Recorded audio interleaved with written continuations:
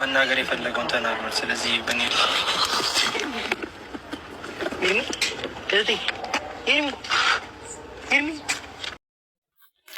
ግን እኮ እኛ ማለት ነው የምናውቀው ላፈቀረ ሰው ያፈቀረ ወዳጅ ማለት ነው ሲሞትለት ነው የምናውቀው። ከምር ያ የሚወደው ሰው ለሱ ደስታ መኖር የሚችል ሰው ማለት ነው ፍቅር ማለት ነው። አንድ ሰው ስላፈቀረ ለዛ ሰው ደስታ መኖር ብቻ ያስደስተዋል። ያን ሰው በህይወት ማየቱ ብቻ ያስደስተዋል። ያ ሰው ተደስቶ ማየትና እንደዚሁ ደግሞ ሲወጣ ሲገባ እያዩ ራሳቸውን የሚያጽናኑ በሞሉበት ሀገር ላይ እንግዲህ ለምን ራሱን ችሎ ቆመ? ምን አባቱ ለኔ ያልሆነ ምን ይሰራልኛል? ለጥምቀት ያልሆነ ቀሚስ ይበጣጠስ እንደሚለው ማለት ነው። ለእኔ ካልሆነ ህይወቱን መኖር አይችልም። እኔ ጋር መኖር የማይችል ከሆነ ደግሞ ህይወቱ ተስተካክሎ አይኖርም። ሁሌ እንደተሰቃየና እንደዚሁ እንዳምታታሁበት እኖራለሁ ማለት ምን ማለት ነው ውዶችዬ? እስኪ ያስቡበት። ሰላም ግን በመጀመሪያ ሰላማችሁ ይብዛልኝ በያላችሁበት ሰዓት አቆጣጠር ለሁላችሁም ሰላም ፍቅር ይብዛላችሁ። ሀገራችን ኢትዮጵያን ሰላም ያድርግልን። ሀገራችን ካለችበት ማጥ ፈጣሪ ያውጣት። ኦርቶዶክሳውያን በአርሲ ዞን እያለቁ ነው ያሉት። መቼም ፍትህ ብለን እንኳ የሚሰማን ብናጣ ዛሬም ግን ከመጮህ ወደ ኋላ አንልም። ክርስቲያኖች በየሄዱበት እንደ በግ እየታረዱ ነው። ግን ፍትህ ፈጣሪ ነው እንጂ ከማንም አንጠብቅም። ምክንያቱም ማንም የለም፣ መንግስትም የለም። ስለዚህ ፈጣሪ እነዚህ የሚታረዱ ንጹሐንን የእነሱ ደም ይፍረድ ብለናል። ፍርዱን ላንተ ትተነዋል ፈጣሪ። እና ወደ ርዕሴ ስመለስ ውዶችዬ ላፈቀረው ሰው መሞት ያለ ሆኖ እያለ ግን ሩታን እያያቸዋት ነው ማለት ነው። እና እንግዲህ ጠርተዋት በሚነግሯት ሰዓት ትናንትናም ቪዲዮ ሰርችላቸዋለሁ ማለት ነው። ዛሬ ራሷን ስታ ነው የወደቀችው ማለት ነው። ራሷን ስታ እንግዲህ የወደቀችበት በድጋሜ እኔ ነኝ ያደረጋችሁበት ነገር ካለ ንገሩኝ፣ ፈዟል፣ ደንግዟል እና ምንድን አድርገህ ሆኖ ኤፍሬም ስትለው ምን ላደርገው እችላለሁኝ? እኮ ህጻን ልጅ አይደለም ትልቅ ሰው ነው አላት ማለት ነው። እና ግን ሀብሉን በጥሰዋለች ማለት ነው። አስወልቃለች። የሰጠችው ሀብል ሩታ ተብያዋ በእሷ አይደል ያስደገመችበት፣ እሱን በጥሳለታለች ማለት ነው። እና አሁን ወደ ራሱ ተመልሷል። እሷ ግን በመጀመሪያ እንደያቸዋት ቪዲዮ ላይ ቀንጨብ አድርጌ ያቅርቤዋለሁኝ። ደግማም ደጋግማ ስጠይቀው አብርሃም እኔ ነኝ ሄርሚ፣ እኔ ነኝ እኮ ሚስትህ፣ ከሷ ጋር እኮ ያለፈ ላይፍ የድሮ ሚስትህ የነበረች እና የልጅህ እናት የነበረች ሴት ናት። አሁን ከሷ ጋር እንደዚህ ማላላጡ ተገቢ ነው ወይ? መልስ ስጠኝ እባክህ አታስጨንቀኝ በምትለው ሰዓት ምንድን ነው ያለው መሰላችሁ? ሄርሚ ስትመጣ አንቺን አልፈልግሽም ሩታን ነው የምንፈልገው ብለህ በል ብለውኛል። አያችሁት? እንደው ጅል ብሎ እንደ ጅል ማለት ነው። ምንድን ነው ወዴት ነው የሚለው። ይችኛዋ ስጎትተው ሩታ ተብዬዋ ይጎትታል፣ ያቺ ስትጎትተው ይጎተታል። በቃ በህይወቱ ጅል ብሎ እንዲኖር ነው ያደረገችበት ማለት ነው። በጣም የምትገርም ምስጥ ሴትዮ ናት። ከምር ሰው በዚህ ልክ እንዴት ከኔ ጋራ ካልኖረ ብሎ ሰው ህይወቱን እንዳጣ ይመኛል እንዴ? እንኳን ለልጅ አባት ለባዳም እኮ እንደዚህ ክፉ አይመኝም። በድሎሻል፣ አዎ በድሎሻል። በቃ ያ በድል ደግሞ አለፈ። ደግሞ የክርስቲያን ወጎ አይደለም በቀል ማለት ነው እንዴ? የዚህን ያክል ድንጋይ ወርቅ ይሁን ብሎ ድርቅ አለ እንዴ? ድርቀሽ ቀሪና የወንሸ ፈረስ ፊት የስራሽን ይስጥሽ ማለት ነው። ሄርሚ ግን የኔ ቆንጆ ምስኪን በቃ ለጊዜው ራሷን አላወቀችም፣ ወድቃለች። ነገር ግን በኋላ ላይ ተነስታለች ማለት ነው። ወርቁን ለሱ የሰጠችውን ስጦታም ስለቆረጠችው እና እሱ አንገቱ ላይ ስለወጣ አሁን ወደ ራሱ ተመልሶ ትናንትና ምን እንደተፈጠረ አላቅም። ምንድንስ ነው የነበረው? በህልሜ ነው ወይስ በሁኔ ነው? እኔ ነኝ የታመምኩት ወይስ ደግሞ እናንተ ናችሁ የታመማችሁት? ወይስ እኔ ቀውሻለሁኝ እያለ ራሴን መቀበል አልቻልኩኝም እያለ እያለቀሰ ነበር ማለት ነው። ምክንያቱም የተፈጠረውን ነገር አያቅም፣ ደንዝዟል። እና ማለት ነው የተፈጠረውን ነገር ትናንትና እኔም ስለማላቅ ቤተሰቦቼ ይቅር በሉኝ፣ እያወቃችሁ ነው። ዞሮ እሷም ደግሞ እንደዚህ እንደሚያደርጉኝ ታውቃለች፣ በጤናዬም እንዳልሆነ ታውቃለች። አሁን ግን ስልክ አታነሳም እያለ እየደወለላት ነበር ደጋግሞ። እሱ በዛ ሲአይነሰላት አታነሳለት ስትል ደግሞ በቴክስት እየጻፈ ነው የነበረው።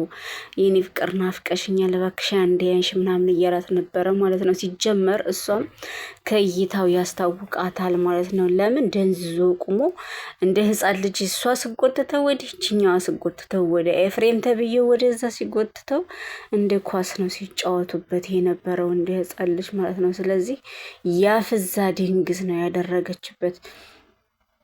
ድንግዝግዝ ያርጋትና ማለት ነው። እቺ እኔ እንጃ ምን እንደምራት አላቅም። ፍቅር በግድ የሆነች ሴት ማለት ነው። እና ከእንትኑ እንዳልሆነ ሁሉም ሰው እያወቀ ግን ደግሞ የሄርሜም ራሷን መሳት ያው ከድንጋጤም ከእንደገና እርጉዝ ነኝም ስላለች እህትህ ነኝ እኔ እህትህ ናት አይደል ስትለው ሩታ ተብዬዋ እንደውም እህትና ወንድምነቱም ሲጀመር አያስፈልግም፣ መቀራረብ አያስፈልግም። ከዚህ በኋላ ከአጠገቡ ራቂ ያለቻት እና እኔ እህትህ ነኝ እህትህ ሆኜ ነው ያን ነገር እንደዛ ስናደርግ የነበረውስ ምን ነበረ? ወንድሜ እና እህት ሆነና እኔ እህትህ ሆኜ እህት የምትደረገውን ነገር ነው ወይ ስታደርግ የነበረው? በዛ ልክ ስንት ነገር የተገባባ ነው፣ በእህትነት ነው ወይ?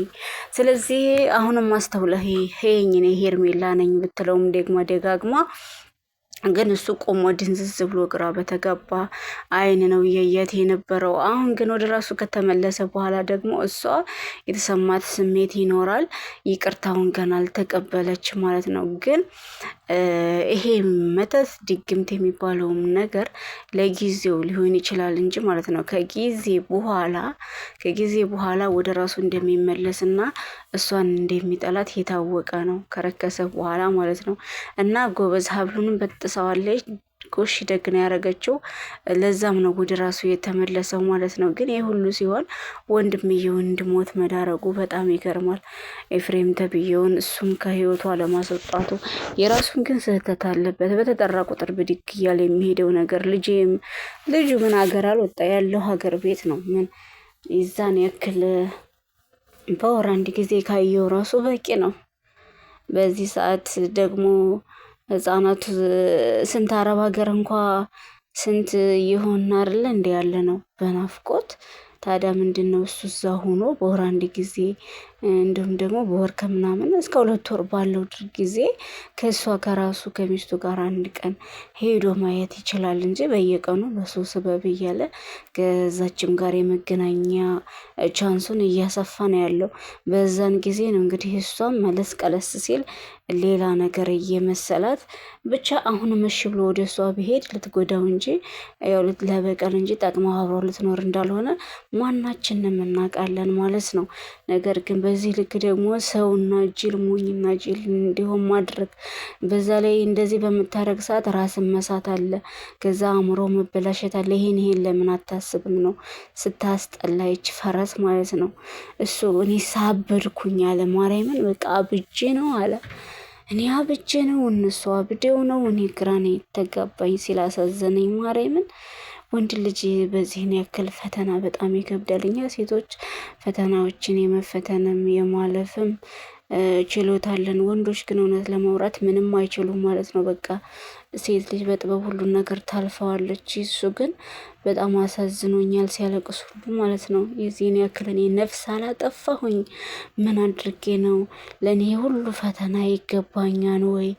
ሰው እኮ ነፍስ እንኳ አጥፍቶ ይኖራል። እንኳን እኔ ማንኛውም ሰው ፍቅር እንደሚጀምረው ጀመርኩኝ፣ ከዛ አልሆነም።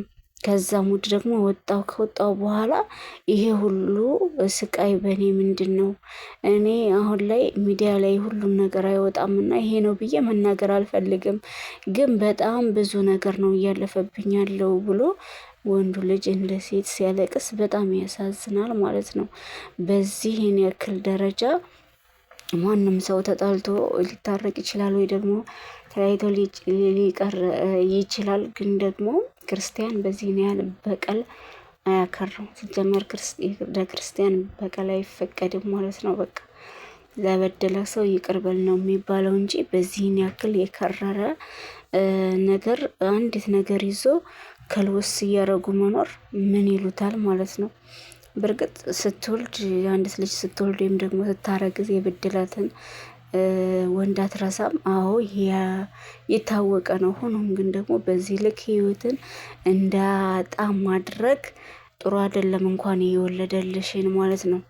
ነገ ልጅሽም ራሱ አባቴ የት ነው ብሎ ጥያቄ ሊያቀርብብሽ ይችላል እና በዚህ መልኩ መሞቱን እና ማበዱን እንኳን ቢያቅ ልጅሽ ራሱ የሚያስቀምጥሽ አይደለም ማለት ነው። ስለዚህ ቆም ብለሽ ብታስቢ ያንቺ እንደማይሆን በድግምት በምናምን ያንቺ እንደማይሆን አውቀሽና አምነሽበት ከህይወታቸው ብትወጪ ግን አትልፊ። በእውነት ነው የምልሽ። መቼም ቢሆን መቼም ሄርሜላ ጋር አይለያዩም በቃ።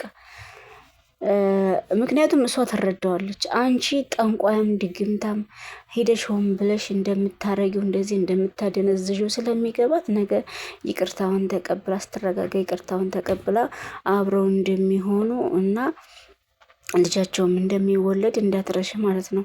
አንቺ ግን እንደዚህ እንዳልሽ ሁልጊዜ ህይወትሽን ኑሮሽን ሳትኖሪ አልፎብሽ ቁጭ እንዳትይ፣ ራስሽን ሁኝ፣ የራስሽን ህይወት ኑሪ ይላለሁኝ። አብርሃም ፈጣሪ እሱ ይጠብቅህ። በእግዚአብሔር የሚያምን ሰው ወድቆ አይወድቅም። ብቻ እመኑ። በሰይጣን ነገር አትመንበት እንጂ ምንም አትሆንም። እግዚአብሔር ካንተ ጋር ይሁን፣ ከፍቅርህ ጋር ይመልስህ እላለሁኝ። እናንተም አስተያየታችሁን በኮሜንት አሳውቁኝ። ምን ትላላችሁ? ለፍቅር ማለት እንግዲህ ለሚወዱት ሰው መኖር ነው አይደለም? ስለዚህ እሷ እያደረገች ያለችው ነገር ተገቢ ነው ትላላችሁ? ኮመንታችሁን አነባለሁኝ። ሁላችሁም ጻፉልኝ ማለት ነው። በተረፈ ሰብስክራይብ፣ ላይክ እያደረጋችሁ እንደተለመደው አበረታቶኝ። ነባሮችም እንዲሁ አዳዲሶች ደግሞ ሰብ በማድረግ ቤተሰብ የሆኑ ሁላችሁንም እወዳችኋለሁ።